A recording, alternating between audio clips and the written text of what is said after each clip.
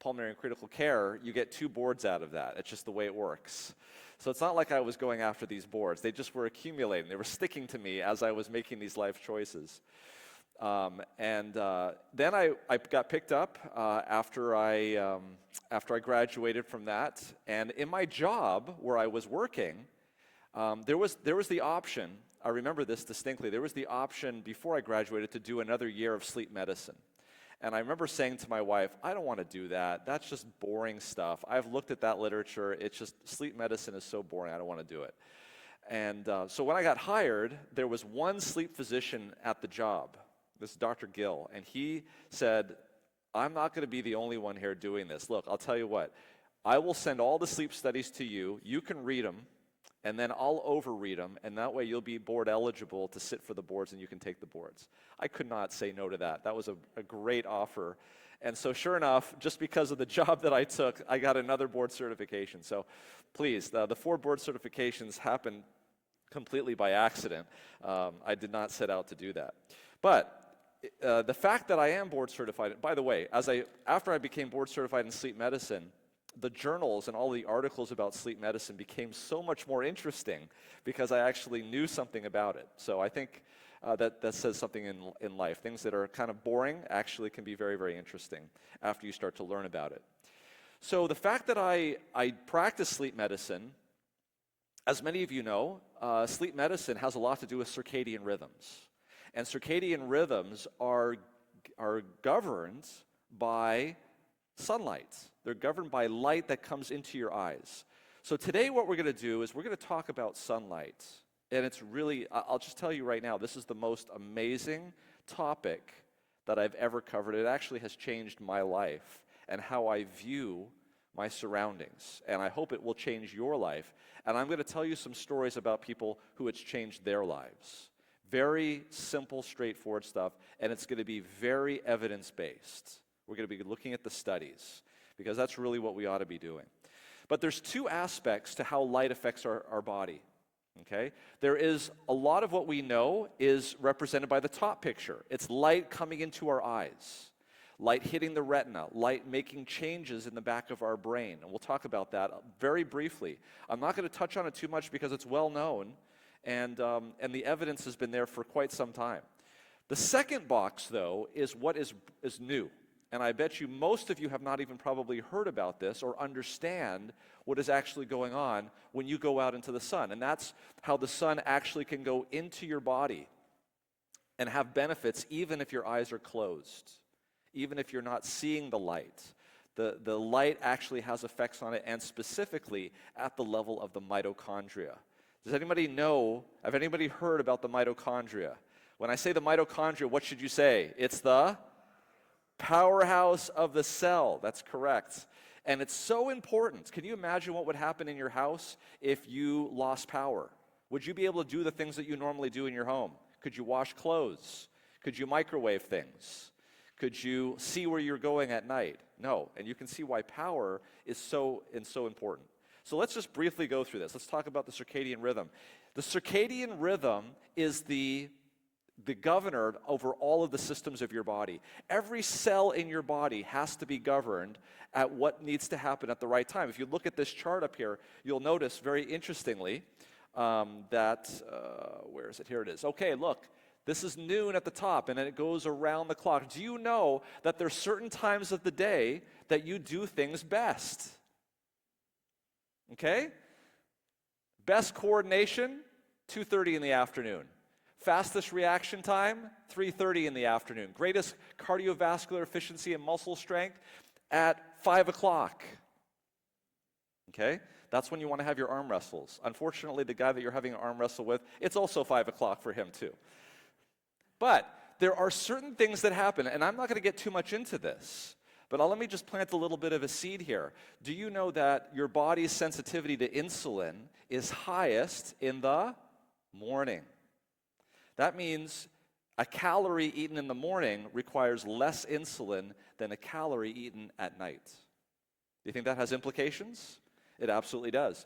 Think of all of these processes in your body as a great concert orchestra or symphony orchestra.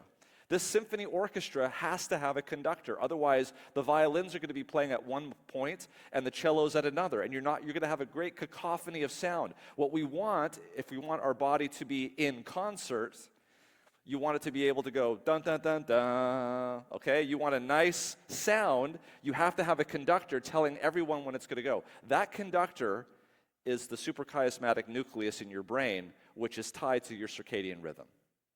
And what gets that rhythm on cue is this picture here. So this is something I want you to notice. Here we have the eye, okay? And light comes into the eye, it hits the back of the retina, and it goes to this little thing called the suprachiasmatic nucleus. That's that little red thing right there, okay? That red thing is what is the great conductor, and it modulates everything in your body. It tells it when it needs to happen. So let me explain it to this way. I used to have a friend. I still have a friend. I have this friend. But he used to work at Disneyland.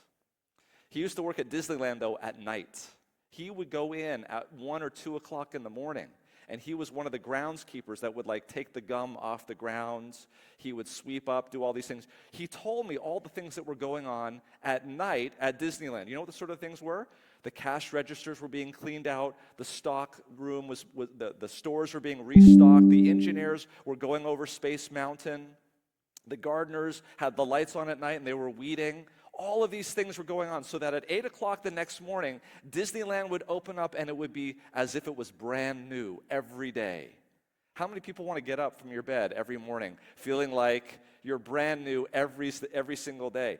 Things have to happen at night for you to be able to do the things that you do during the day. Disneyland is very complex, but we're even more complex than Disneyland. And there's certain things that need to happen at night. Can you imagine what would happen if the engineers showed up to Disneyland in the middle of the day and say, we're shutting down Space Mountain? Sometimes they do that, and it's not so fun, is it? You show up to the park, you think you're going to be enjoying Space Mountain, you see the little sign of all the attractions that are closed that day. It's not fun, is it? How about that's the same thing it would be in terms of humans, okay? Things have to happen at night for us to be working well during the day. And that's what sleep is for, and that's what the circadian rhythm is for. So the problem happens when you start having light that comes into your eyes at night or after a specific amount of time, goes to the suprachiasmatic nucleus, and guess what happens? That light shuts down this pineal gland from making what? Melatonin. This is an extremely important molecule. So let me review. At night, your body wants to make melatonin. Melatonin is one of the most powerful antioxidants known to man, and it goes through your body and it mops up all of these things. Think about the gardener going out taking out the weeds. If any light gets into your eye, melatonin shuts off.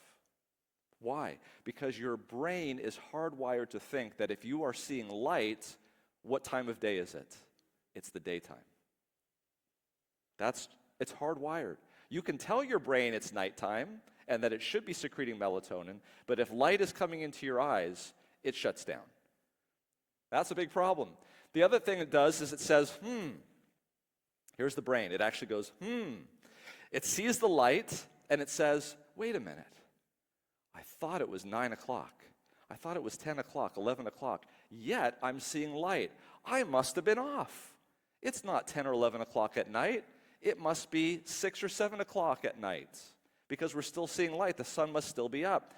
I made a mistake. I'm sorry. I'm going to delay my circadian rhythm. So now, instead of me thinking it's 11 o'clock, I'm going to think that it's 8 or 7 o'clock or 8 o'clock. What does that mean in terms of when you start to feel sleepy?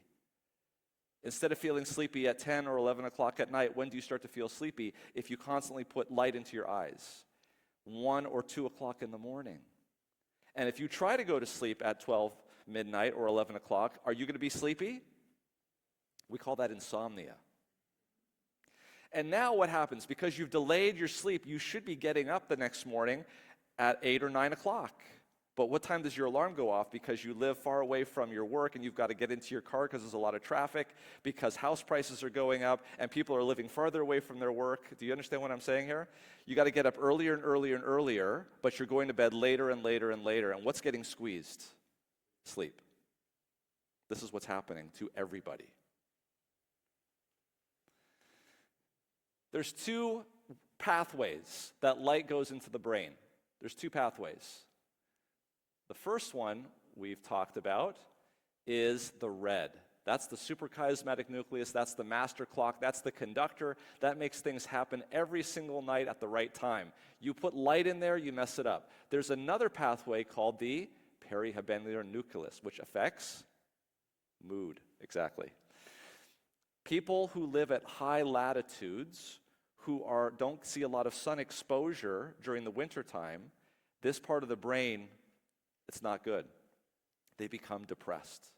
And so exposing their eyes to bright light elevates their mood, and they actually feel better. So this is another reason why light is not only beneficial for your light at night is not beneficial, but light in the morning is beneficial because it anchors your circadian rhythm. And light in the morning is also beneficial because it stimulates this part of your brain and gives you a better mood. So you're like, okay, I wake up in the morning and I turn the light on, right? How many lux is how we measure light. How many lux, when you get up in the morning and you flip your light on, how many lux is that? It's about 50 lux. 50 to 100 max, okay? When you go outside on a bright sunny day, how many lux is that? 100,000 lux, okay? And the response in your brain is linear. So if let's say you need to have 10,000 lux, you go outside with 100,000 lux, you're gonna reach 10,000 lux pretty fast. If you're staying inside between 50 and 100 lux, how long is it gonna take before that threshold is reached?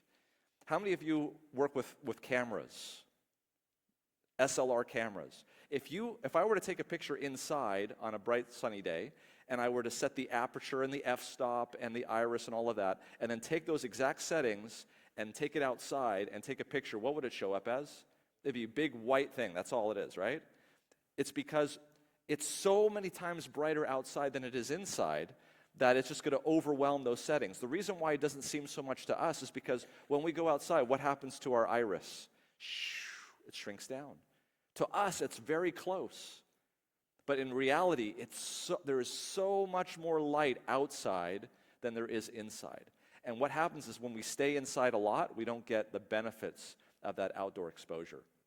So, we're going ahead here. Let's go back. All right. So, can proper light therapy affect seasonal affective disorder? This was a meta-analysis where they looked at 173 studies, identified randomized controlled trials. It was placebo-controlled. And what did it show?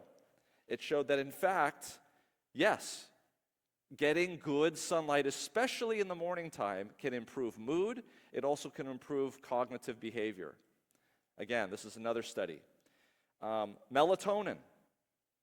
Melatonin is extremely important. This is the type of melatonin that is secreted from the pineal gland throughout your body at night. We're going to be talking about another type of melatonin very shortly. But this type of melatonin is extremely important. It builds sleep pressure throughout the day, it peaks at night, and promotes good sleep quality. However, bright light suppresses melatonin within minutes, and recovery is slow and incomplete, about 45 minutes to half maximal after just 10,000 lux. Even brief exposure to indoor lighting, like 100 lux, or electronics, causes this pattern of suppression, although to a lesser degree.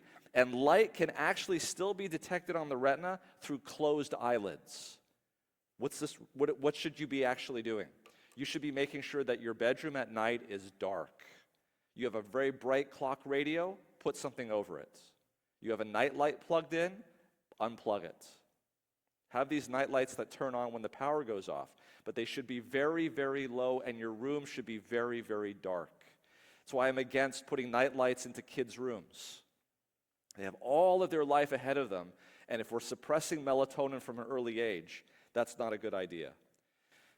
Melatonin predicts cancer. It's really interesting. You know, people who have unfortunately have their optic nerve severed. What do you think happens in this situation? There's no way that light can cause suppression of the melatonin. Their melatonin will always be secreted. And in fact, do you know what's interesting about this? Is that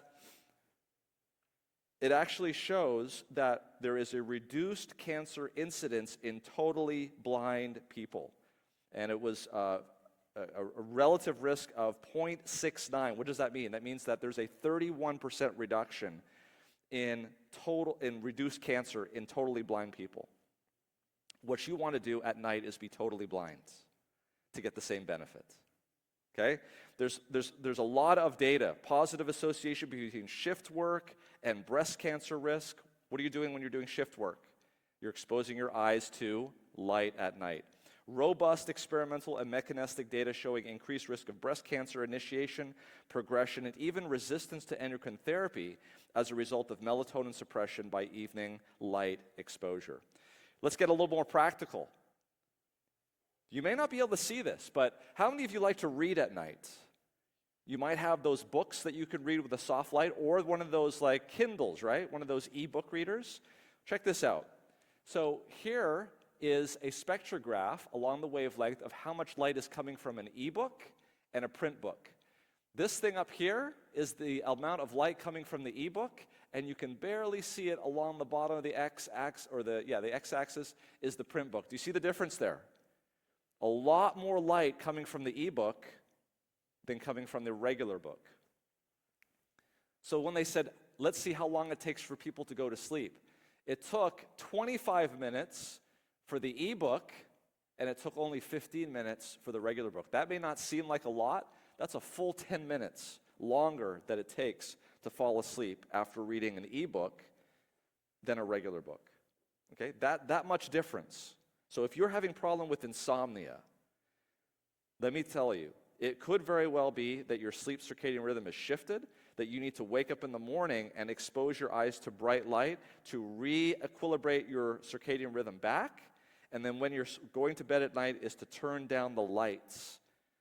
Turn down the lights, making sure that the lights are dim and that you're not exposing your eyes to bright light. There's been a lot of data on this, melatonin and cancer risk. This stuff that I'm talking to you about right now is well known. This is not news. Okay? This has been around for quite some time. So what should you do in the morning? Before 9 o'clock, 30 seconds to 30 minutes, depending if it's full light or less light. No sunglasses, no windows, no windshields, no glasses. If you have contacts, that's fine. Go outside.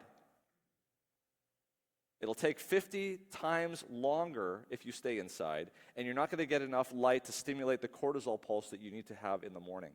If you are getting up and you have to go to work before the sun gets up, I would highly recommend investing in a 10,000 lux SAD light box. You can pick it up on Amazon literally for 20 bucks. It's 10,000 lux. You hold it about 11 to 15 inches from your body, and you look at it for 20 minutes. This is something that you're going to probably be using more in the wintertime when the sun gets up late. Now that we're here in the summertime, it's not going to be as big of an issue. Okay? Other ways to mitigate light exposure. Turn off your smartphones at night, your PCs, your Androids, your television. Blue blockers. What about blue blockers at night? You know, those red glasses. Why do they do that? It's because it's particularly the blue light that the suprachiasmatic nucleus is most sensitive to. But it can happen with any light. So don't go around wearing your blue blockers at night thinking, oh, I'm getting away with it. It's any kind of light that'll do it. Use warm, red, dim light. Have it low down in your visual fields. The best thing to do is just turn off your lights at night, especially after 9 o'clock. Okay? That's what the science is saying. All right? All right, so we talked about, this really everything I just told you is all review. This is something that we've known for years. Okay, but I'm just reviewing this stuff. A lot of people don't understand that this is what's going on in their lives and why this is happening. So that's the first box. Are you ready for your mind to be blown? Okay, here we go. Let's talk about mitochondrial. This is so important. And the reason why it's so important is because the mitochondria in your body is so important.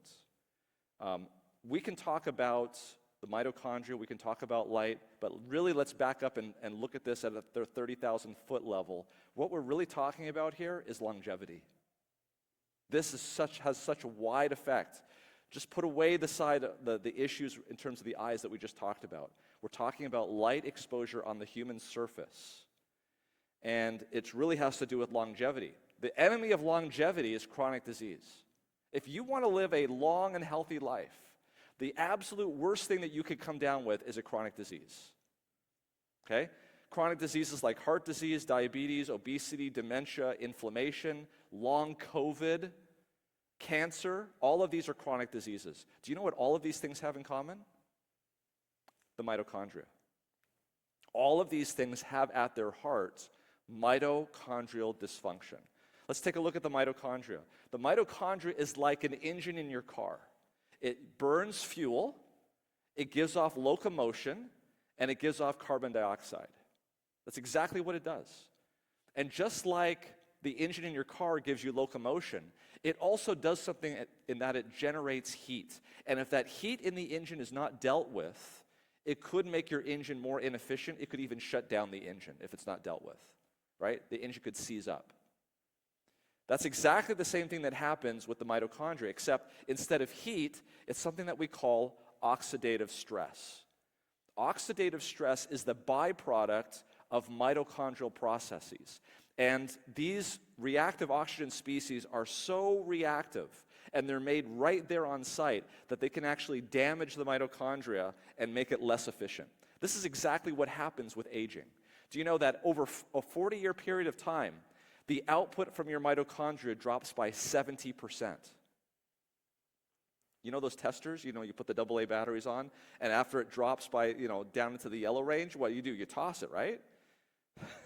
Imagine it going all the way down to 30%. That's what's happening in our bodies as we get older. It has a huge implications. So really what the enemy is oxidative stress. Oxidative stress in the mitochondria can cause all of those diseases that we just talked about. It just depends on which cells we're talking about. If we're talking about the eyes, you get poor vision. If we're talking about the heart, you get congestive heart failure disease. If we're talking about the brain, we're talking about dementia. And so the question really is how do we prevent oxidative stress? Well, what scientists are now showing, amazingly, is that there is a substance that is actually made on site in the mitochondria called melatonin. Remember melatonin? It's the same thing that was made in the pineal gland but secreted into the blood. Melatonin, the most powerful antioxidant known to man, is made exactly where we need it to suck up the hydroxy radicals, superoxides, hydrogen peroxide, that are made right there on site. And there's another substance that is absolutely free, that requires no supply chain, that you can get very readily, that upregulates the production of melatonin in the mitochondria. Does anyone have a guess what that might be? There is sunshine in my soul today. Yes. Melatonin can be made by sunlight. This is what we're actually finding out, literally in studies that have been published in the last 2 to 3 years. This is the paper that really changed my thinking on this. Scott Zimmerman, who is a light physicist, or a light engineer, I should say, and Russell Ryder, who's the executive editor of the journal Melatonin Research. He's out of University of Texas. He published this paper called Melatonin and the Optics of the Human Body, and this is a quote right from the paper. Quote, "It has now been shown that the mitochondria produce melatonin in many cells in quantities which are orders of magnitude higher than that produced in the pineal gland. This subcellular melatonin does not necessarily fluctuate with our circadian clock or release into the circulation system, but instead has been proposed to be consumed locally in response to the free radical density within each cell, in particular in response to near-infrared light." We're going to come back to that. So notice what they're saying. We've known about melatonin for a long time and its role in the brain. That represents less than 5% of the body's melatonin. 95% of it is not even in the blood, it's being produced in the mitochondria. So, what is infrared light? I want you to picture light coming from the sun in 3 different groups. There is the visible light, that's what we can see with our eyes. We talked about that already at the beginning. Then there's the invisible light. That's There's two types. There's the light that's beyond violet, called ultraviolet light. And we know that ultraviolet B light is responsible for making vitamin D. Vitamin D is very important, right? What do we say when I'm going to go outside and get my vitamin D, right? Do you know that's only like literally 8% of the energy coming from or 8% of the photons coming from the sun? 53% of the photons coming from the sun are on the other extreme, beyond red, called infrared. And this type of light is the type of light that we're seeing actually has a benefit. Now, this is something that you have to understand very importantly about infrared light. Infrared light is very low frequency. It's a very slow, if it were a sound, it would be a very low sound. Now, how many of you have been driving in the city, you pull up to a stop sign, and somebody comes up next to you playing that stuff they call music? And your steering wheel is shaking like this, right? Like, what just happened? It's a unique property of slow wave energy that it's able to penetrate very easily. So that low frequency, the guy who's playing music, he's playing all sorts of frequencies inside of his car. The only ones that are escaping out of his car are the low frequency, because those are the ones that can. It's going through his car, it's going through your car, and it's shaking your steering wheel. That's how powerful it is. How many of you have ever been to the Grand Canyon? And there's a storm coming, and the storm is very far away. What's the first sign that you hear of that storm? That low rumbling. That's the only frequency that can come from that lightning that can make it to your ear, because low frequency sounds penetrate really well. So, can you imagine, out of the sun, out of the exposure of the sun, infrared light, visible light, ultraviolet light, which one of those types of light has got the best chance of getting down to you through the atmosphere, through your clothes, and through a couple of centimeters of your skin into your mitochondria? Which type? It's the infrared.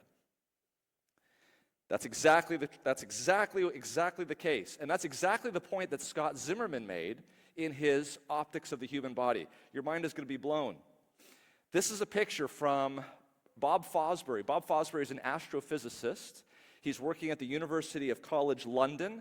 He worked on the Hubble Space Telescope. He's working with the European Space Agency. And he personally sent me this photograph to show you how well infrared light can go through his hand. This is an infrared filter light with an infrared camera. What do you notice about it? It just goes right through. It just goes right through. What's missing that you would normally might see in fingers? It goes right through the bone like it's nothing. Right through it. Okay, look at that picture. That's several centimeters. Right through it. Folks, this paper completely changed my mind. Do you know what Scott Zimmerman was saying? He's saying that light from the sun, when you go outside, light from the sun can penetrate through your skull. It then hits the cerebral spinal fluid around the brain, which diffuses it equally in all directions. And then the sulci and the gyri of the brain are at exactly the same angles that the United States Air Force uses on its planes to avoid being detected by radar, to direct those infrared rays down into the crevices of the brain so that the entire gray matter, which is, by the way, is on the outside of the brain, and it's the gray matter that has the mitochondria, is equally bathed with infrared light. And he shows this. He also shows in a woman who, as she's getting more and more gravid, pregnant, that as the uterus stretches and becomes thinned, it then opens a window of transmission of infrared light to allow infrared light to penetrate through the womb, the skin, the muscle, into the amniotic fluid, which then diffuses the light at just the right time in gestational development to allow infrared light to nourish the mitochondria in the developing fetus. All of these physics is worked out. One other thing I want you to know about light, it's really important to understand this. There is one material in nature that reflects infrared light more than anything else. Green leaves. Leaves, grass, you could show this to yourself. You just pull up Google on your phone. and type in infrared photography and then go images. And you will see that trees look like they have light bulbs for leaves. It's because leaves highly reflect infrared light. So that if you were to go out on a sunny day and you were in the middle of a city with tall skyrise buildings, the amount of infrared that you would be getting is very limited. However, if you're in a green space with a lot of green trees and green grass, you're going to be getting 4 or 5 times the amount of infrared light coming back at you in that type of an environment. Highly reflective. Okay, so with that information, you can obviously see here that what we're looking at when we're talking about the human body is that infrared light can penetrate very deeply and it can have a large effect. This is a figure from Scott Zimmerman's photo. You can see here whether or not you are melatonin rich or melanin rich or melanin deficient. You know who you are, okay? It doesn't really matter. Look at that scattering. And how far can it penetrate? Up to 8 centimeters. This stuff scatters all throughout. It goes into the dermis, the subcutaneous fat, the muscle, and absorbs deep, deep down. What about clothes? Do you have to go outside and take all your clothes off? Check this out. So this was actually from a study from the Department of Defense. They wanted to see whether or not they could use infrared light to see people on camera to see what they were carrying. You know why? Because infrared light can, what? Penetrate. So they looked at this. Check this out. So here we have all of these different types of things that you can be wearing. Polyester, cotton. Here's the point that I want you to see here. How many layers did they have to go through to see before they could block all the light? 13 layers. Nobody's wearing 13 layers unless you're like in the Antarctic, right? But you can see here for most of this, even if you're wearing just one or two layers of clothing, you can see here that at least 50% of the light is going to transmit. At least 50% of the light. So what does this mean? If you're concerned about getting skin cancer, what type of light is it that gives you skin cancer? Infrared light or ultraviolet light? Ultraviolet light. Ultraviolet light is very high in power, but because it's shortwave, it doesn't penetrate very well. So you go outside, wear a broad-rimmed hat, cover yourself, wear long sleeves. So long as you're outside, you're going to be getting plenty of infrared light. It's going to penetrate right through your clothes like it's nothing. There's no reason not to go outside. You could even stay in the shade, because if there's trees around you, they will reflect the infrared light, which is very beneficial. Here's a picture. This is, again, my friend Bob Fosbury. Look at those trees. They are a veritable reflector. Isn't it amazing how this is all packaged? It's all packaged. The sun is in just the right amount of packaging of infrared and visible light, and then the trees are reflecting. It's fascinating. So let's just review here. What I'm saying is that near-infrared light is going to go into the mitochondria. It's like the cooling system. It's going to make the mitochondria more efficient so that you can make more ATP. And more ATP means less oxidative stress, higher amounts of carbon dioxide are going to be given off, and you're going to use up that glucose as a fuel source faster because you're revving up the engine. You're making more ATP. And dare I say, if you've been suffering from a situation where your mitochondria, because of age, is dropped down 70%, and now all of a sudden we start to make it more efficient, you're going to start to feel what? Younger. Better.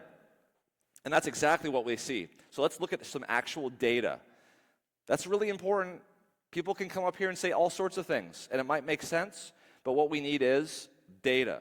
So Glenn Jeffrey, who's a colleague of Bob Fosbury at University College London, did a very interesting experiment. He took normal subjects who were not diabetic and gave them 75 grams of glucose to ingest.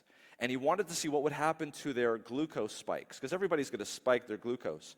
Well, he had them face one direction, and then he emitted light, 670 nanometer light, red light, on their backs to see what would happen to the glucose levels. And sure enough, what did he see? he noticed that those that got the light had a 27% reduction in their blood glucose just by flipping on the light. Think about the implications of that. Think about the implications of when we should be eating. Maybe when the sun is up. Maybe we should go outside after we eat. Maybe it's not a good idea to eat when the sun's down. You understand what I'm saying? Maybe it's best to eat in the morning. Maybe it's best to eat like a king in the morning than to eat like a prince at lunch and a pauper at dinner. Have you heard that expression before? I wonder where that came from. Interesting stuff. So he thought that this was maybe because the mitochondria were working more efficiently. But he could not be sure until he actually measured exhaled carbon dioxide, which is the byproduct of this whole thing. And sure enough, that's exactly what he found. There was a statistically significant reduction in glucose. There was a statistically significant increase in carbon dioxide just by flipping on the light. In other words, the metabolic effects of the human body changed depending on light that was coming into the body, and it had nothing to do with the eye because the subjects were looking in a completely different direction. Oh, thank you. I need more light.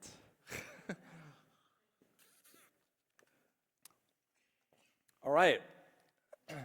How about some more studies? This is 10,000 subjects at Oxford University. They did a very simple test. They said, let's check your blood. And they did it throughout the year. And then they said, let's sort everybody's blood based on the weather report from the previous 7 days. What did they find? They found, here's the blood draw, previous 7 days. By the hour, the more sunlight there was in the previous 7 days, the higher the insulin sensitivity and the lower the triglycerides were in those subjects. This happens fast. In the previous 7 days, your metabolic factors, when you go get your blood drawn, has to do with how much sun there was in the past 7 days. Okay? All right, you ready for your minds to be blown? Here's a big study that they did in Sweden. Women in Sweden were stratified into 3 groups. Women who avoided the sun, women who went outside and got sun, and women who avidly went after the sun. Here they are right here. These are the women here who avoided the sun, and this is their chances of death. Moderate sun, most active sun. Do you see a difference there? Okay, this is what we call a dose-response curve. Normally we would say association does not necessarily mean causation. There could have been a lot of things. Maybe these women who were going out into the sun were doing other things that were also making them less likely to die, right? But when you see a dose-response curve like that, it's highly suggestive that actually this is causation. Now, notice, it wasn't as if cancer went up and cardiovascular went down in the most active group. All of them went down. In other words, people who went out into the sun, women in Sweden specifically who went out into the sun, had less cardiovascular death, cancer death, and other death. Do you see this? Let me tell you about the magnitude. The magnitude of this was so great that, this was actually published in this article, that women who went outside into the sun and smoked had the same mortality as women who avoided the sun and didn't smoke. Where do we send people at work when they're going to go to smoke? Where do we send them? We've been benefiting that, and how long is the break? It's about 15 minutes. Think about that. You're sitting there in your office, and they're going outside for their sun break, and you're like, those poor souls, they're going to die early. No, they're dying at the same time you're going to die. Unless you go out and join them and don't smoke. Okay? By the way, they repeated this study. They followed them for 20 years. They repeated this study recently, University of Edinburgh, and it was a biobank study, 10 times the number of people, both men and women. They found exactly the same results. 400,000. Those people that were exposed to more light had a reduction in their all-cause mortality. Oh man, this is amazing stuff. So, There's my glasses. All right. Light at night. This is the problem. This is the problem, is light at night and dark days. Here's a study.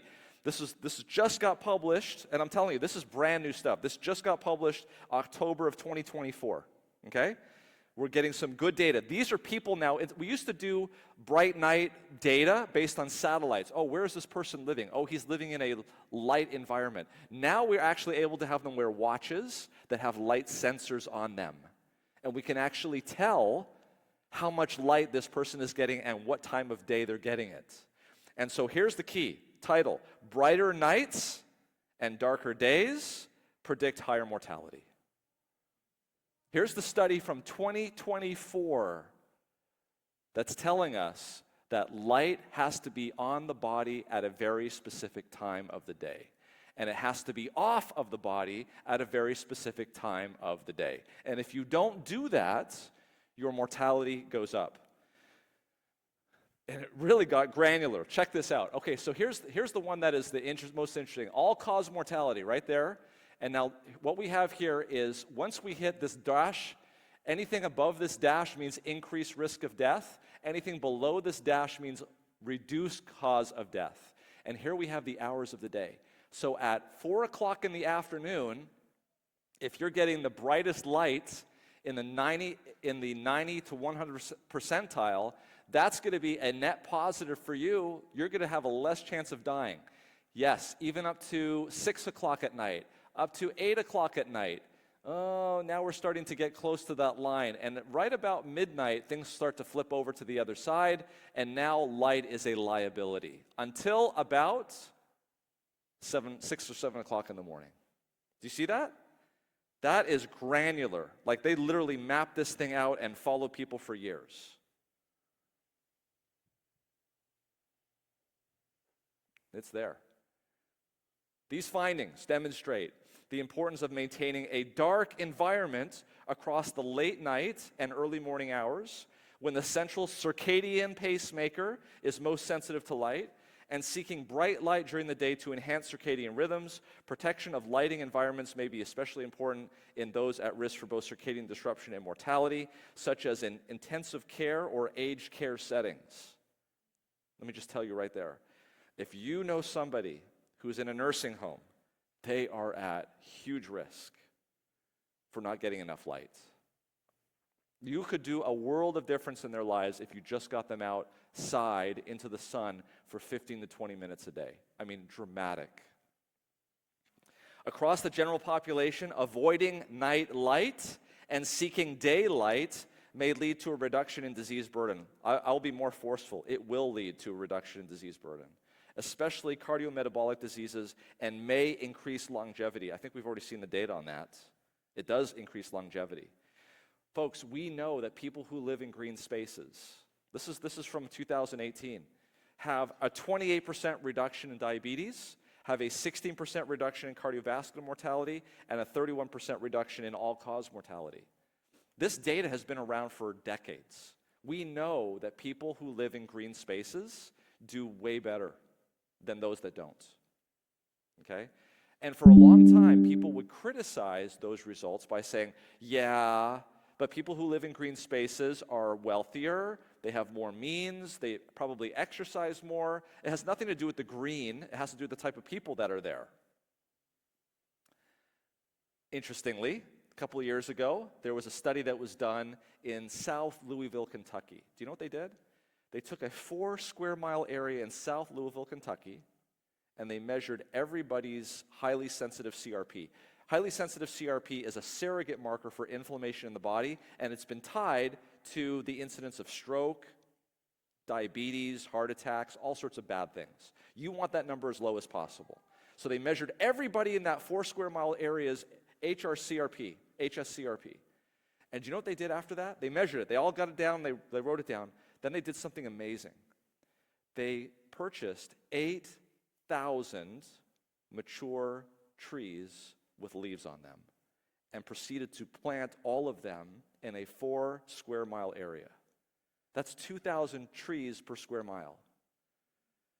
About 2 to 3 years later, after they did this, they went around and they checked everybody's CRP levels after that. They did not give them money. They did not put them on an exercise program. They did not shuttle out the people that had low socioeconomic class and ship in some new people. They measured the same people, except their HRCRP. It had dropped between 13 and 30%, which was equivalent to them doing exercise 3 times a week. I cannot stress enough how important. And what do we know? What do we know that trees do? They reflect what? Infrared light. Okay, very important stuff. They said, we found that spending time in or living close to natural green spaces is associated with diverse and significant health benefits. It reduces the risk of type 2 diabetes, cardiovascular disease, premature death, and preterm birth, and increases sleep duration. People living closer to nature also had reduced diastolic pressure, heart rate, and stress. In fact, one of the really interesting things we found is that exposure to green space significantly reduces people's levels of salivary cortisol, a physiological marker of stress. So you're like, okay, where's the dermatologists?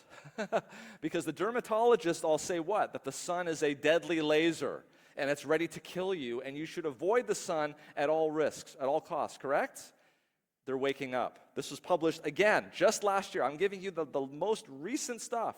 This is Richard Weller. He's a dermatologist at the University of Edinburgh. He published a piece in a very top-tier journal in the dermatology literature, titled The Journal of Investigative Dermatology, and the title of his paper was Sunlight, Time for a Rethink. It's time to rethink what we've been telling our patients for decades now, which was to avoid the sun at all costs. This is what he says. He says, dermatologists and skin researchers have been making great progress in understanding some aspects of the interaction between ultraviolet and our skin, but we need to stand back and take a more holistic view of ultraviolet exposure in human health. The United Nations Environmental Effects Assessment Panel and an Australian panel endorsed by the Cancer Council of Australia and Australasian College of Dermatologists have both just produced position statements recognizing that sunlight has beneficial effects that should be considered in formulating policy on sunlight exposure and highlighting the necessity of carrying out further research into these beneficial effects. We should take note. They are seeing the data. They realize they need to make an adjustment. I took note of it. And you may wonder, what is a pulmonary critical care specialist like myself up here talking to you about sunlight? Yeah, I am sleep certified. But the thing that got me really interested in this was that during the COVID pandemic, I had 2 questions that could not be answered, and I needed to find an answer to it. 2 questions. The first question had to do with the type of patients that I was seeing. I was told by the experts that when the COVID wave was going to come and hit us, it was going to be people with lung problems, COPD, asthma. And the reason for this is that's exactly the type of people that we see usually with influenza. But that was not the type of people that were flooding into our emergency rooms and into our intensive care units. Certainly, we did see COPD patients, but it wasn't a huge amount. The type of people that we saw coming in to the intensive care unit that I was taking care of are people with mitochondrial dysfunction. So I started to realize that COVID was not a disease of the lungs necessarily, it was a disease of mitochondrial problems. Who were the people that were coming in? The elderly, mitochondrial disease, we just talked about that. The obese, oxidative stress. People with kidney disease, oxidative stress. People with heart disease. All that whole list that I showed you at the beginning that all had to do with mitochondrial disease, those are the patients that were coming in with COVID-19. Cancer, dementia, congestive heart failure. And I began to realize that where we need to look for this, for COVID, for longevity, is again at the core of the mitochondria. So ACE2 was this receptor for the SARS-CoV-2 virus. But do you know what actually ACE2 is there for? The good Lord didn't put ACE2 in our body so that the SARS-CoV-2 virus could have a receptor. Okay, there's a reason why ACE2 is there. ACE2 is actually an enzyme that modulates the oxidative stress in our body. It takes things that are pro-oxidant and makes it into things that are antioxidants. Think of ACE2 as a cooling system for your engine. It's a major cooling system. And so when the virus comes and attaches onto ACE2, what happens to your ability to do that? It goes away. It's as if your cooling system is shut down. What happens if your cooling system shuts down? What happens if you're going up the Cajon Pass and your water pump goes out? You're going to overheat and it's going to seize up. And that's exactly what was happening to people who did not have a good engine. They were driving along and the temperature on their engine was a little bit hot, but they were still running. And then they hit the hill called COVID-19 and they burned out. That's exactly what happened. Here's that hill. They're driving along, they hit COVID-19, they're going up the hill. Because they don't have the cooling systems in place, good antioxidants, they're going to bed late at night. They have the lights on. They're not eating well. They're eating late at night instead of eating during the day. They're not being exposed to sunlight. I'll tell you, the first people that came into our intensive care unit, we cleaned out those nursing homes. Those are the first people that came into. There was one nursing home, the whole nursing home basically came into our ICU. These people in the nursing homes do not get sunlight. And the people that are taking care of these patients think they can substitute sunlight for giving them vitamin D. Do you understand why? Does everyone understand now why, based on what we just told you? You should now not understand this, that vitamin D is not a substitute for sunlight. Do you understand that? Does vitamin D give you infrared light? Has nothing to do with it. Vitamin D, I supplement with vitamin D. I have no problem with people supplementing with vitamin D, but realize that's not your license to not go outside, okay? And it overheats. And again, what are the diseases? Heart disease, diabetes, obesity, dementia, inflammation, cancer. These are the people that were being admitted and put on ventilators. So I began to wonder, is there some way that we could potentially intervene before it got to that point? Would vitamin D be a solution to this? It would not. And this is the second question that was raised in my head. How come it was study after study after study showed that people who had good levels of vitamin D did much better in COVID than people that had low levels of vitamin D? That study came out and it was seen over and over and over again. You know what that caused me to do to all my patients who were coming in? I gave them mega doses of vitamin D. I said, it's got to help. You know, we have all of these studies that show retrospectively that people with good levels of vitamin D did much better than people with low levels of vitamin D. We don't have many studies that show that giving them vitamin D did anything. It's this paradox. Again, I don't mind supplementing with vitamin D. I supplement with vitamin D too. So vitamin D has been shown to be very important in many diseases. But I personally was very disappointed that vitamin D wasn't doing so much more for my patients based on the information that it should have been doing. And then I started to realize that maybe vitamin D was a marker of what? Sun exposure. This is why association does not necessarily mean causation. And then I started to do some research, and I'll tell you, it was amazing. It was amazing. This was a study that was done in the autumn of 2020. You remember the autumn of 2020 when things started to shut down and people started to freak out? There were surges in Europe. Each one of these countries in Europe had a huge surge.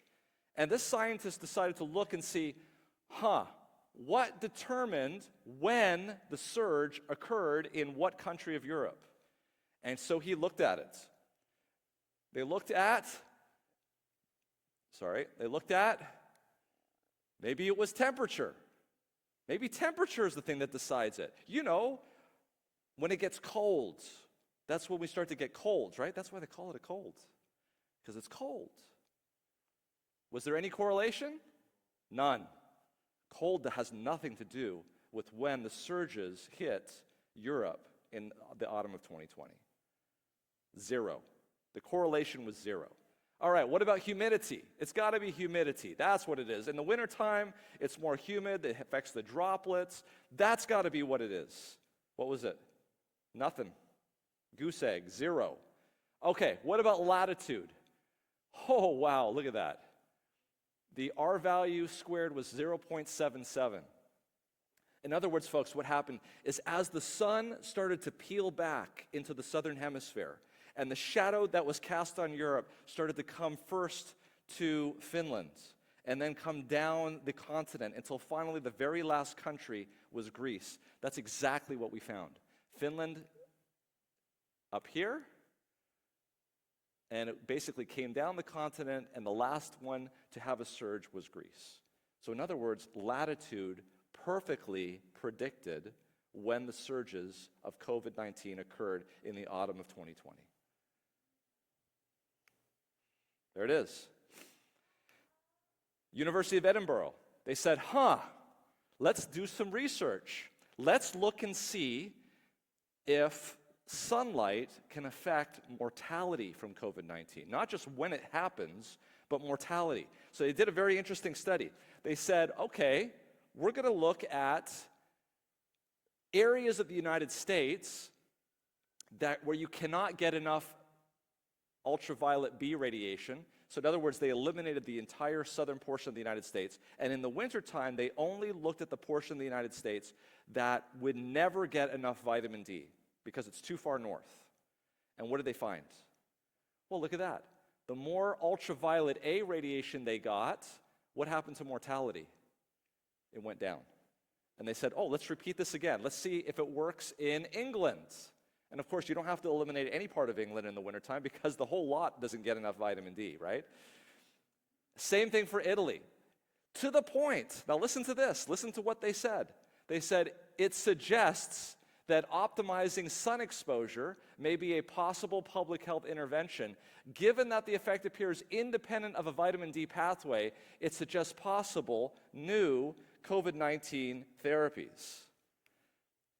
So I actually teamed up with a geographist from Mexico called Margaret Scutch, and we published together this really interesting article where we looked at the entire globe, and we looked at every single country and its latitude, and we found that in those countries where there was a 50% prevalence of overweight, so BMI of greater than 25, that there was a correlation between latitude and COVID-19 mortality. The further away from the equator you were, the higher chance of you dying from COVID-19. Okay, folks, this is going to blow your minds, okay? This is not just COVID-19. I want you to think about this. I want to go through this very slowly because it's going to hit you like a ton of bricks when you realize what it is that I'm about to show you, okay? This is data from the United States. This is 2015, 2016, 2017, these are multiple years. What do you notice about, I want to get this right, heart disease? What do you notice about heart disease? When does it peak? It's always peaking about 1 to 3 weeks after the shortest day of the year. Now, that's heart disease. Is heart disease an infectious disease? It's not. Okay, what about cancer? Do you see when cancer is peaking? Same time. All right, what about strokes? Let's follow stroke down here. That's that blue line. Do you see when do strokes peak? Exactly at the same time. What about chronic lower respiratory diseases? When do they peak?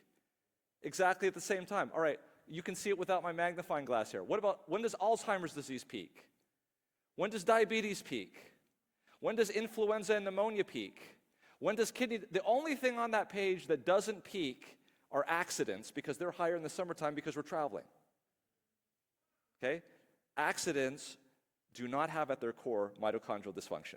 They may have other dysfunction, people doing dumb things, yes.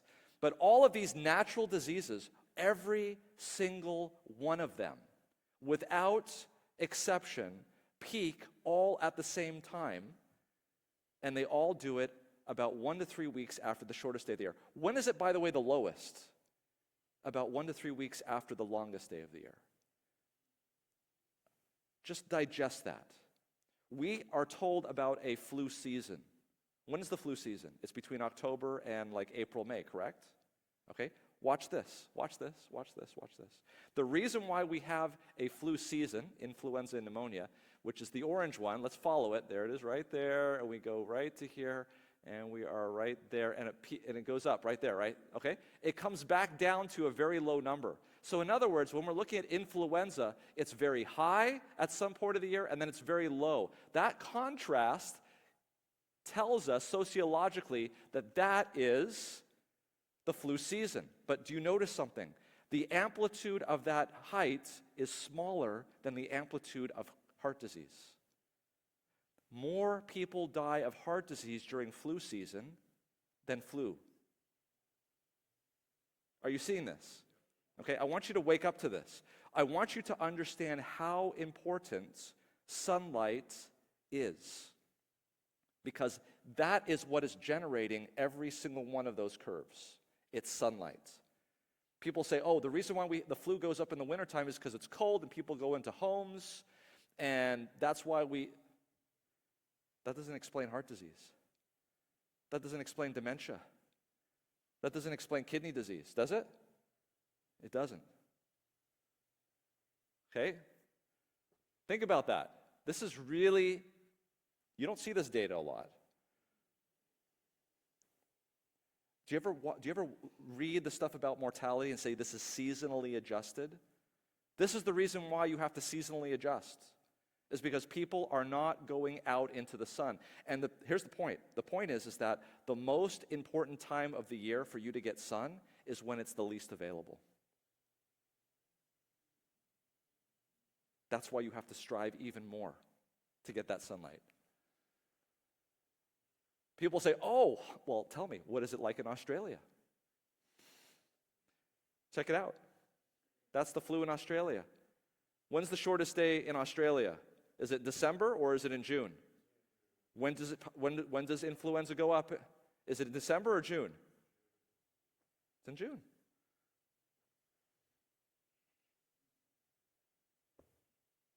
Oh no, it's Christmas time and it's Halloween. It's because all those holidays are together. That's what.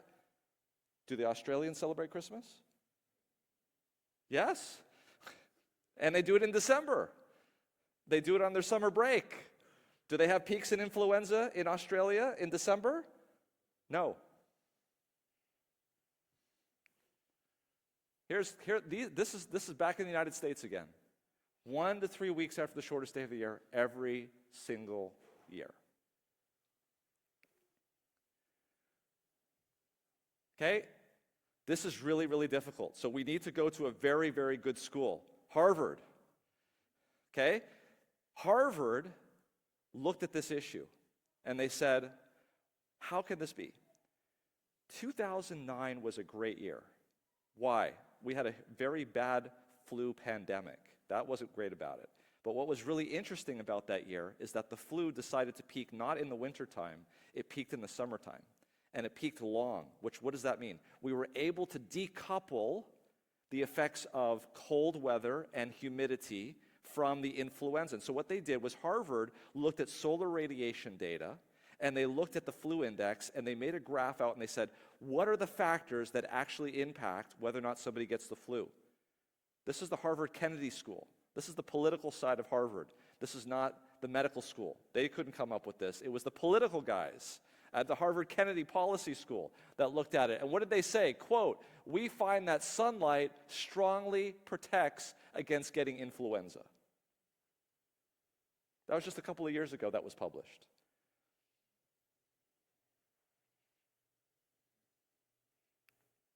Why would that be? Well, here's some studies. What is it showing? It's showing that infrared light, have we talked about infrared light tonight? Infrared light relieves toll-like receptor 4 dependent hyperinflammation of the type induced by what?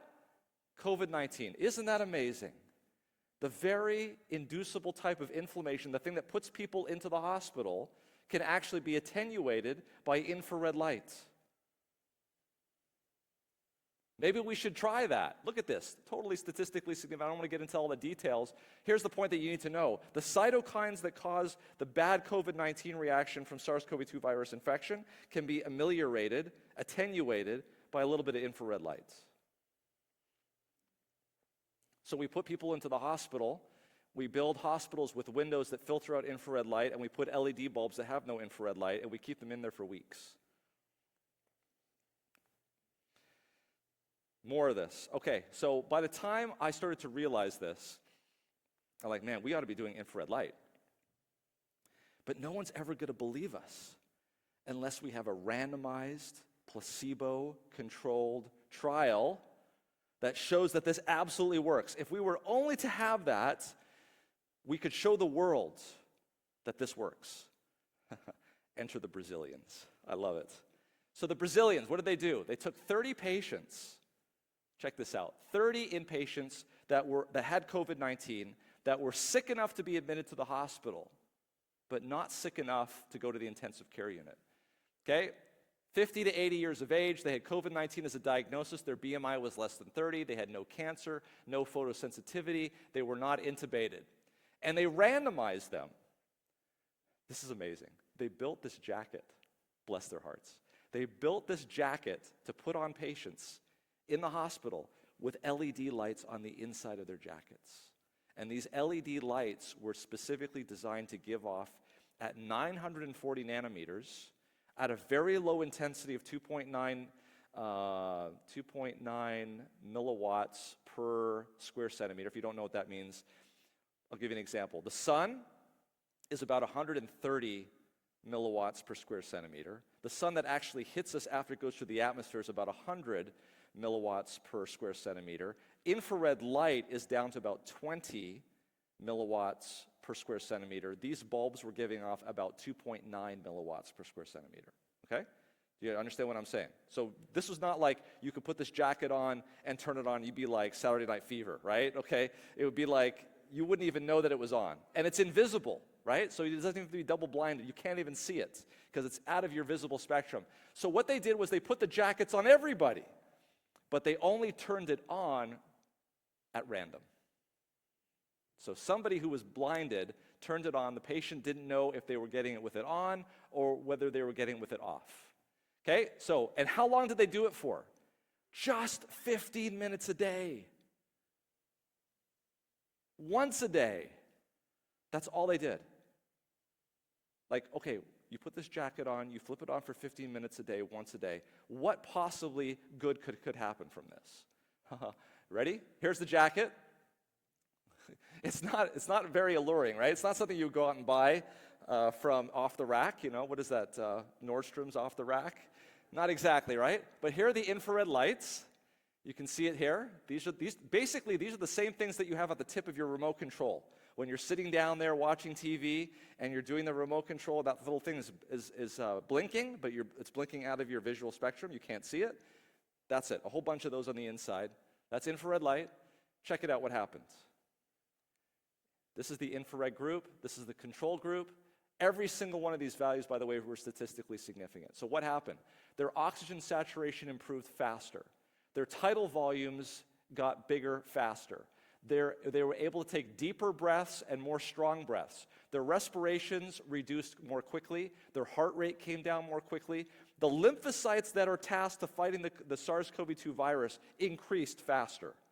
But here's the coup de grace. They were discharged from the hospital a full 4 days faster. The control group had a length of stay of 12 days, and the infrared group had a length of stay of 8 days. How much does it cost to hospitalize somebody on an acute care ward in the hospital in the United States? Thousands of dollars a day. You just chopped off 4 days. Just with 15 minutes of infrared light. Imagine if you just take them outside. Well, you don't have to imagine, because that's exactly what I did. When I saw this study, by the time I understood what I'm telling you right now, and I love it when I tell these lectures during the day, because I can see all of you are like, we want to go outside, but darn it, there's just no light right now. When I started to study this, I was literally in my office, and the sun was outside. I just had to close it and just go outside. Because it's like I realized that my life counted on me just being outside. So imagine this now. Imagine this is toward the end of the acute phase of the pandemic. We're getting maybe 1 or 2 or 3 patients every quarter with COVID-19. I'm up at the intensive care unit. and I'm rounding up there, and I get a call from one of the residents saying, hey, there's a guy downstairs, he's on the floor, and he may need to come upstairs and be in the intensive care unit, be intubated. So I was like, oh man, this is like PTSD again. I haven't literally gotten a call in almost 6 months for this type of a patient. But everything that I've just told you comes back to the forefront of my mind. And I rush down there. Of course, the patient is in an isolation room. And I open the door, and it's as dark as you can. It's as dark as it is outside right now in that room. The blind is closed. The patient's sitting there. He's with his daughter. He's depressed. His first words out of his mouth are, "How long do I have to live?" And I look at this, and I'm like, okay, 2 years ago when I didn't know any of this and I was giving people vitamin D, this would have been fine. I cannot live with this situation. This is not something that I'm going to go home realizing that I have this knowledge about how people need to get out into the light and what infrared light can do, and I'm seeing this guy. So I talked to the charge nurse, and I talked to my respiratory therapist, and I'll tell you, it's funny.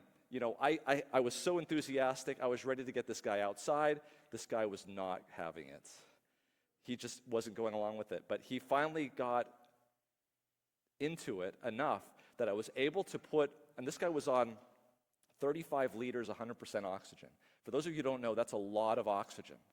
We were able to get 2 tanks together, a non-rebreather mask, put him into a wheelchair, and we were able to wheel him outside. I'm going to show you a picture of that first. This is him. He allowed me to take his picture and talk about this. He even allowed me to take a picture from the front, which I didn't want to do, so I took it from the back. That's his daughter. The next lady over standing is the respiratory therapist, Kim, who's amazing. And then Peter is standing up. He's the charge nurse, and the patient is sitting there in that wheelchair. And this is a little area in our hospital in Banning where we could get patients outside. And you know what he told me this weeks later? And I'm giving the story away when I say he told me this weeks later. He said, that day that you took me out for the first time felt so good. That sun just made me feel so good. But we're more interested in not just what feels good. I want you to look at this. So he was on 4 liters of oxygen when he came in, 10 liters oxymizer. By the time I was seeing him, it was day 14 of his COVID diagnosis. He was on 35 liters, 100% high flow. Then we did full sunlight for 20 to 30 minutes every single day. He immediately went from 35 liters, 100% high flow, to 15 liters oxymizer. The next day 10, then 6 liters, 4 liters, discharged without oxygen. In 5 days, this guy went from almost needing intubation to being discharged home with just 20 minutes of sunlight. That's the only thing that changed.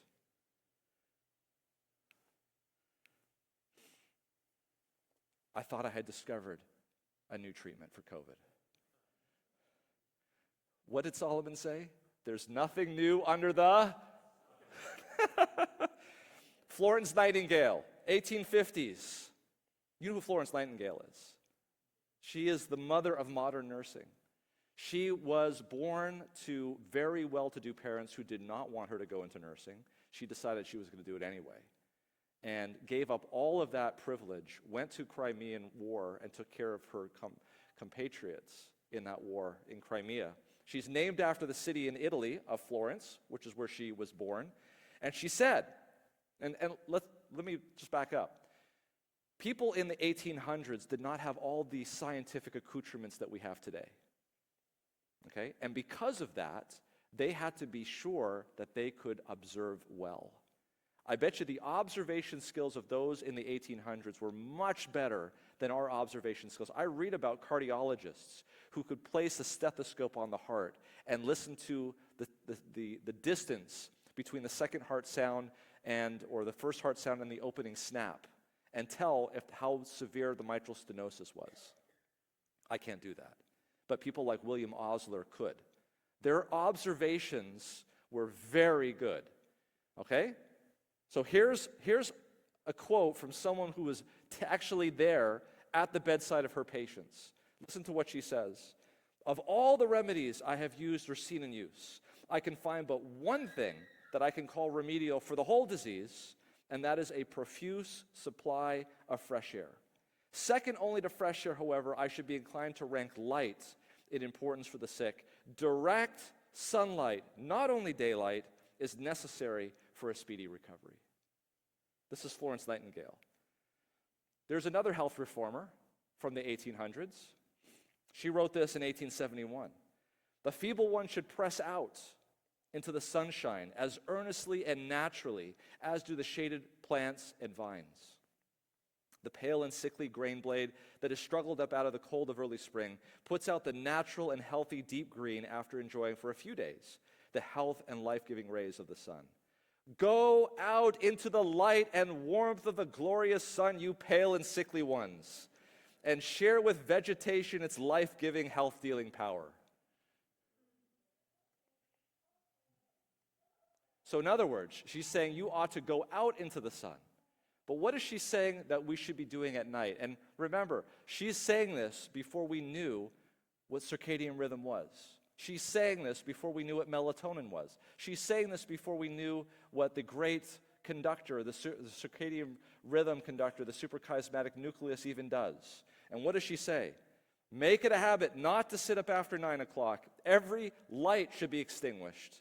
This turning night into day is a wretched, health-destroying habit. How did she know that? We didn't know anything about this. And yet she got it literally on the head. This is what we did 100 years ago. Everybody got outside. Everybody got sunlight. We built hospitals around this issue.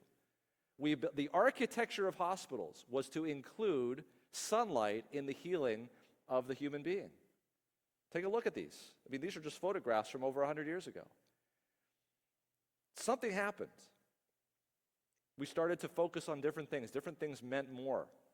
Whether it was the ease of being able to pass medications, the fact that nursing stations had to be built, the fact that patients' rooms around nursing stations, all of this eventually went away. But it doesn't mean that the physiology went away. We even know today that patients who are in a bed closer to the window get discharged faster.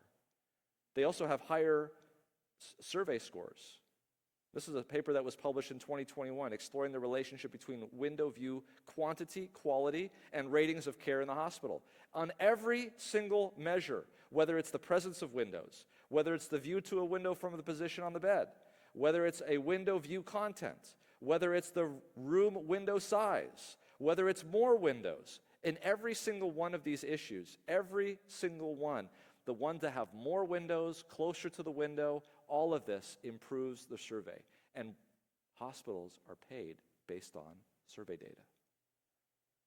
There's absolutely no reason why we shouldn't be switching to this and understanding the importance of light, sunlight, direct sunlight in our health. All right. So I've been talking about this for a while today, and also been talking for a while in my life, for a couple of years. And as a result of this, I've actually gotten a number of stories that have come in. I want to show you one that it was so incredible to me that it highlights how important sunlight can actually be in someone's life.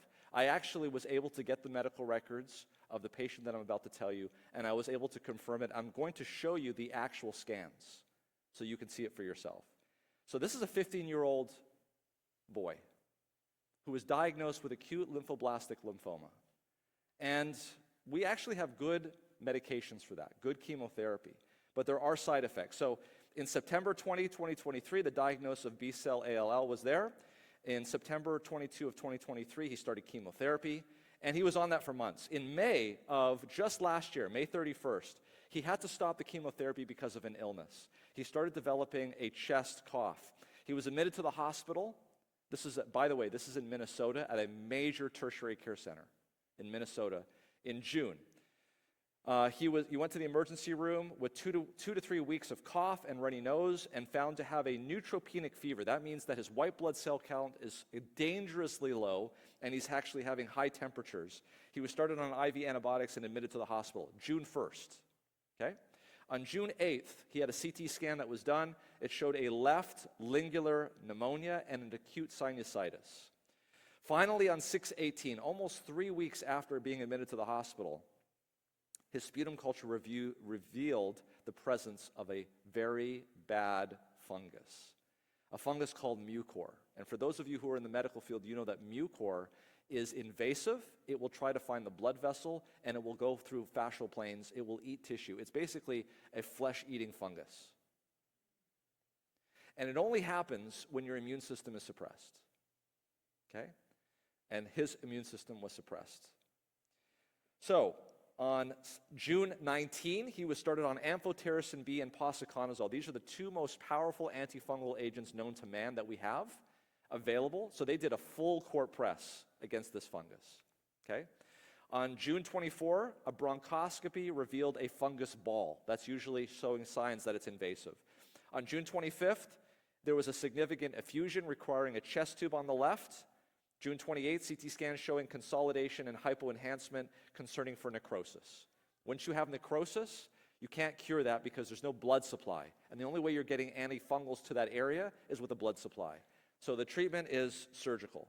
He had a placement of a larger chest tube size. He was admitted on the children's side of this major tertiary care center, and there was some discussion between that and the thoracic surgeons on the adult side. And the decision was made to transfer him over to the adult side because the only way that this boy is going to survive is if that lung is removed. So he's 15 years old. He has ALL. He was getting chemotherapy. They had to remove his left lung because there was no hope of salvaging that left lung. He underwent what's called a left hemiclamshell thoracotomy with sternotomy and pneumonectomy, endoscopic JG2 placement, and a Lister flap, and then he was transferred to this surgical intensive care unit on July 1st, exactly a month after being admitted to the hospital. This is a 15-year-old boy. On 7/2, day after, he was extubated, brought back to the OR for dressing changes. A week later, on 7/8, he had an increase in his white blood cell count, antibiotics were broadened, and 2 new nodules were found on his lungs, this time on the right side, his remaining lung. Cultures were sent, the Lister flap closed. On 7/11 to 7/14, the posaconazole was stopped because of increasing liver function tests, which is a complication of that medication. Lasix was added because he was a little volume overloaded, and he had increased pain at that time.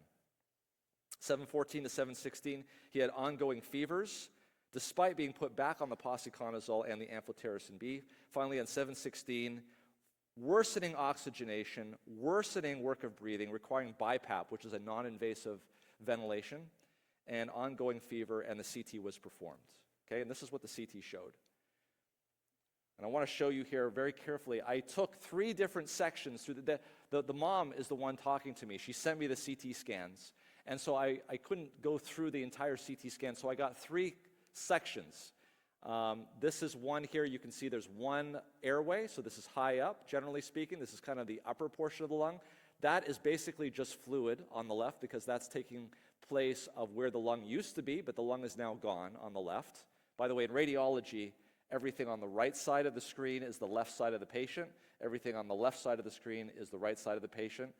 You know, we try to make things difficult in medicine so people can't take our jobs, you know. Just try to make it difficult here. So this is where the left lung should be. It's not there. This is the right lung. And I don't know if you can see this, but you see down here where that dark area is? That's what normal lungs should look like. So we have complete involvement of the right upper lobe.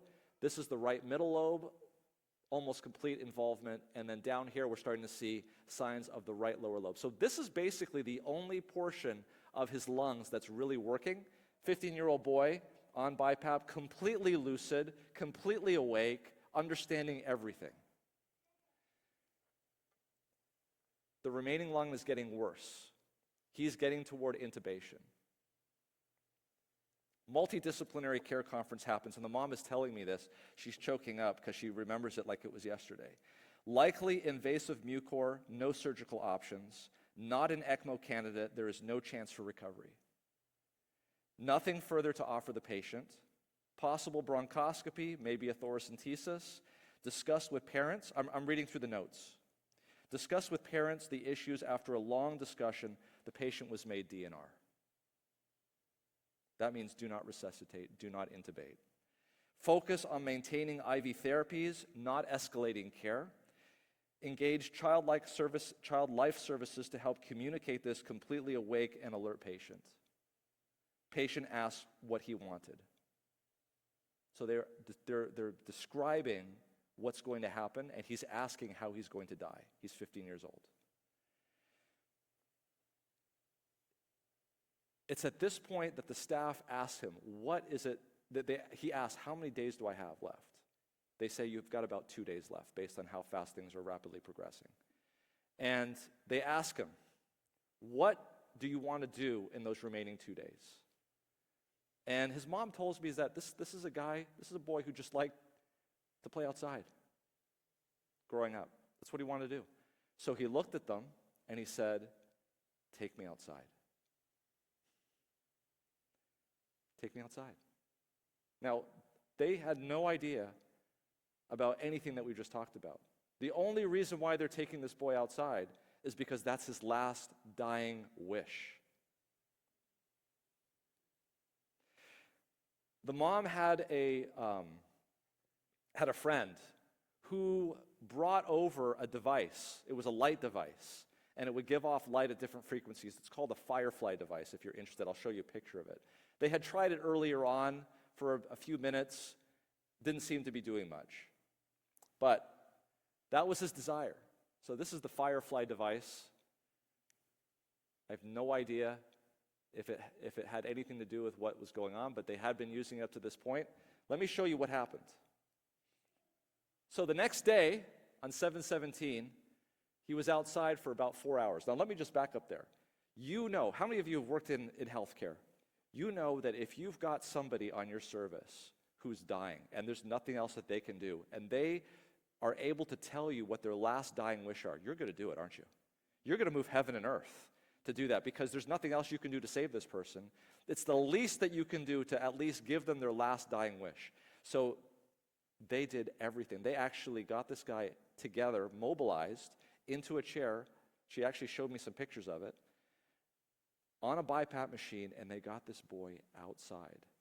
He was outside for about 4 hours, as you can see up there. He had a fever.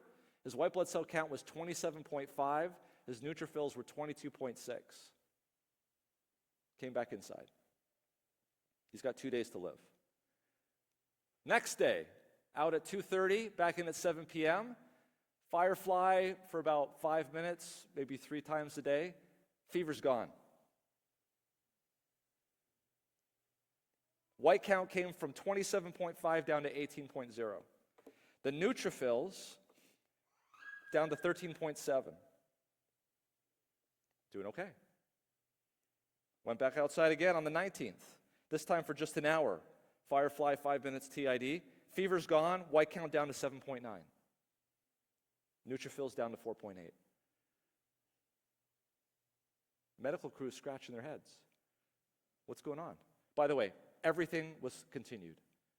Posaconazole, amphotericin B, IV fluids, nothing changed. The only thing that changed was him going outside in this Firefly.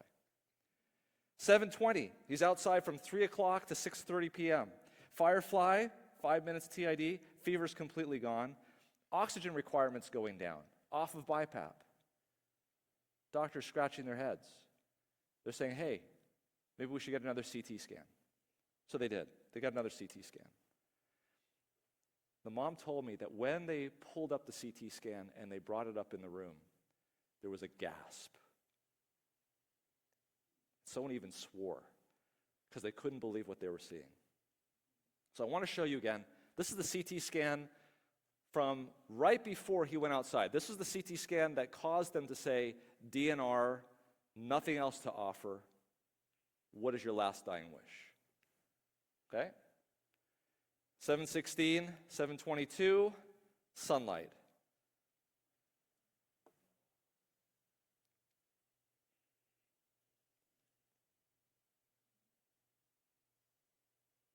That's what happened. And I've got the dates on there. You can take a look. Almost complete resolution of the mucor after just 5 days being outside. The doctors still haven't got an explanation. So he got better. He went home with one lung. He was so improved that they continued the antifungal medication. He was able to get back on his chemotherapy. He's still alive to this day. That's his lung today. Absolutely no signs of the fungal infection. That really hit home to me. I didn't understand how powerful sunlight could actually be in some of these. Remember, he had been in the hospital for over a month with no access to infrared light. This is what's happened to us, folks, over the last 200 years. Visible light in blue, infrared light in red. 1800s, natural sunlight, 50% outdoors, campfire. 1950s, 100% incandescent bulbs, plain glass windows, 25% outdoors. 1990, 50% fluorescent bulbs, 50% incandescent bulbs, plain glass windows, 15% outdoors. Now, we've got 100% LEDs, low E glass windows that specifically filter out infrared light, and we're only outside about 7% of the time. This is what our LED bulbs look like. Okay? The red is LED. Nice in the visible length, nothing anywhere else. That's how we get efficiency with LED bulbs. I'm not saying that the bulbs are going to help you get better.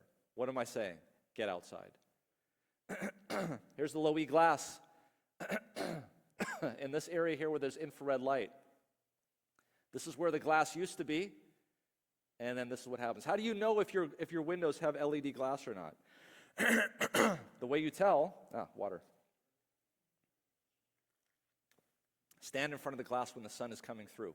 If you feel warmth, that's infrared light. This is what's happened to sun exposure since 2003. It's dropped. And then during COVID, it really dropped, and we have not recovered.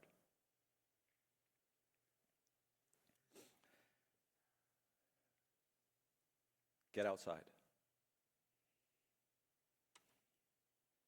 I'm going to finish with this. The medical missionary work is going to be a very important work as we go to the last days.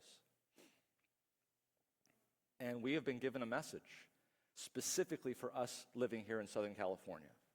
So if you want to hear what the message is for us, specifically living here in Southern California, where we get almost 300 days of sunlight every single year, this is the message.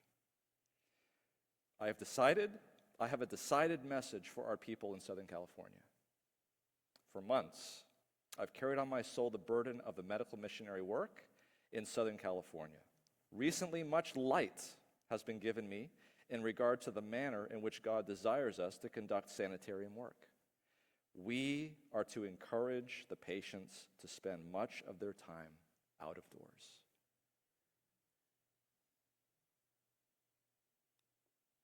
So, we need to be intentional about getting outside for 20 to 30 minutes a day, especially in the wintertime. 93% of our lives are spent inside. Because of energy efficiency, we have LED lights that give off no infrared light. We have low E glass that blocks infrared light. This may be the reason for chronic disease elevation. We need inpatient heliotherapy protocols. We need to have it selected by providers in hospitals. We need an army of volunteers from the community to take them outside and watch them. If we were to go to the nursing homes and just get patients outside for 15 minutes a day, it could have tremendous benefits. Even vented patients. What would happen to length of stay? What could happen to finances? Do you know many of our hospitals, many of our Adventist hospitals are paid based on something called a DRG. Do you know what that means? If somebody gets admitted to the hospital with a specific diagnosis, the hospital gets that money in block. If we could get the patients out faster, that would mean less expenses for the hospital. That could have a dramatic change in their bottom lines. If we were to simply read what has been told to us and implement those changes, there could be dramatic changes. So folks, I leave you with this. The enemy of longevity is chronic disease.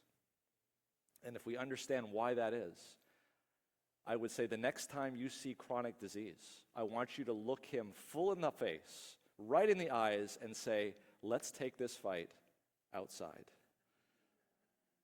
Let's bow our heads. Dear Heavenly Father, thank you for allowing us to meet here tonight and showing us that just one of your areas of interest could have such a tremendous benefit.